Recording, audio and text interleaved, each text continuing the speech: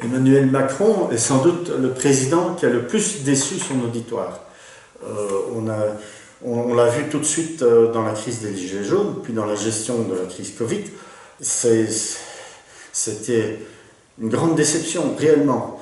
Il avait beaucoup d'espoir, il était jeune, il était ouvert d'esprit apparemment, mais en fait, il se trouvait que non. Mais la plus grosse déception, c'est sans doute au niveau économique. On s'attendait qu'il y ait une meilleure rigueur, un meilleur contrôle du budget, des finances. Il n'en était rien.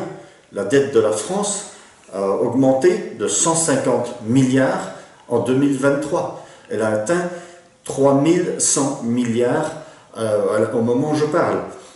C'est absolument dément. Ça atteint 100% du PIB. Le déficit est de 5,5% du PIB. Ce qui est énorme. Normalement, pour être dans l'Europe, on ne devrait pas dépasser 3%. Déjà, 3%, c'est beaucoup, hein, 5,5%, et ça ne fait qu'augmenter. Sa gestion des finances, donc un échec retentissant. Ça, c'est peut-être pas la première motivation des électeurs pour voter Marine Le Pen. Au contraire, avec Marine Le Pen, ce sera pire.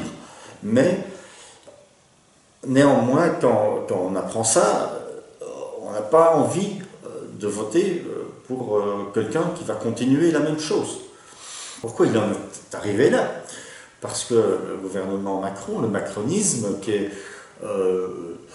considéré comme de droite, en fait une politique de gauche, comme tous les gouvernements précédents. Et que ça fait 50 ans qu'on distribue de l'argent à gauche, à droite, qu'on claque l'argent, que la dette augmente. Et Emmanuel Macron a simplement continué dans la même lancée, comme s'il n'y avait pas de lendemain. D'ailleurs, très curieux, il est censé être centre-droit. En fait, c'est toujours une politique typiquement socialiste, avec beaucoup d'impôts, beaucoup de dépenses, beaucoup de redistribution. Et évidemment, la dette continue à augmenter et continue les mêmes erreurs des gouvernements précédents, sans rien changer. Les Français ne vont pas vouloir continuer à voter pour quelqu'un qui va continuer à dilapider sous. Tout ça est effrayant parce qu'on espère toujours un changement chaque fois qu'il y a un nouveau président, surtout un président jeune, dynamique comme lui, on espère qu'il y a un changement. Il n'y a pas de changement. Macron a sans arrêt parlé de réformes, de réforme des retraites, de réforme de l'allocation chômage, pot de balle. Ce sont des micro-mesures parce que dès qu'il veut changer quelque chose, bon, bien sûr, vous avez les syndicats qui bloquent tout, mais il n'y a pas tellement la volonté de changer fondamentalement le système. On voit par les chiffres que ce système ne tient pas. Il a beau nous parler d'Europe, et moi je suis très sincèrement pro-européen, il a beau nous parler d'Europe, la France se retrouve dans la même situation que la Grèce en 2013, ça ne va pas aider. Ça ne va pas aider l'Europe. Ce sera encore pire et ce sera de sa faute. Parce qu'il a dilapidé l'argent des Français. On continue avec des programmes de toutes sortes qui coûtent des milliards et des milliards et des milliards. Et en cela, il ne se distingue aucunement des autres partis, des autres gouvernements et des autres politiciens qui promettent toujours de donner sans jamais promettre de réduire les dépenses.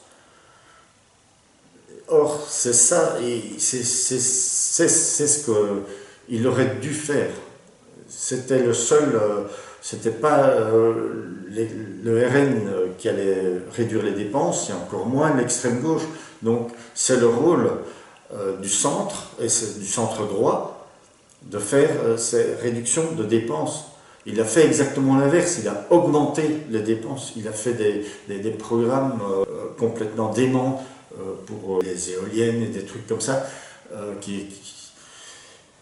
but dans cette vidéo n'est pas de dire là où il devrait couper les dépenses, ni là où il faut continuer à dépenser, hein, mais que globalement, un gouvernement raisonnable, un gouvernement responsable doit, dans la situation actuelle, réduire ses dépenses et réduire et freiner l'augmentation de la dette. Sinon, on va droit dans le mur. Au bout de 7 années de mandat, il y a une déception de la population à plusieurs niveaux, sur plusieurs thèmes. Mais aller offrir sur un plateau d'argent le pouvoir au RN, c'est aussi une folie, parce que ça ne doit faire qu'empirer. Ça, ce sera le sujet de la seconde vidéo. Merci, à bientôt.